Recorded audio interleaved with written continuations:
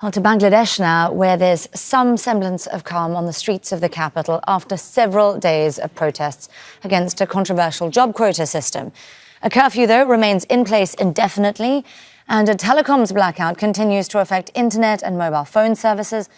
Now, seen as a partial victory for protesters, the Supreme Court did scrap most government job quotas on Sunday. The reinstatement of the policy in June initially sparked these student-led protests that have since spread elsewhere, too. More than 140 people have been killed and thousands more injured after a crackdown by the police and the military.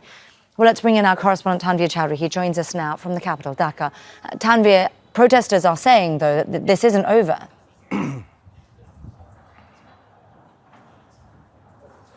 Yes, you're absolutely right. They're saying, look, one group of protest leaders who met with the government saying that we will withdraw the protest for 48 hours and then we'll continue again, and our 8 points demands remains. That includes the resignation of the police chief and the home minister.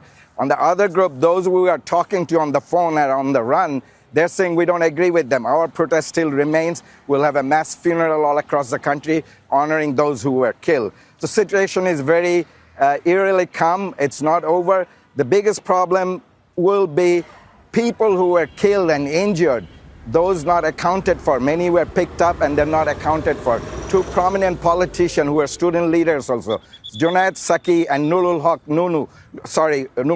Nuru, who was picked up and not accounted for. And the other person, Junaid Saki, who was mercilessly beaten by the student wing leaders last night, he's now into hiding. This sort of things are going on. There's a combing operation going on. Students are picked up and detained. So they said they will continue the protest, and those bodies unaccounted for, because the journalists are saying that we can't get these bodies out. Their families going there said those were with bullet injury, we cannot get them out. These are concerns that will have the fallout in coming days and weeks. Well, we'll continue watching very closely. Indeed, Tanvir Chowdhury there for us with the latest from Dhaka.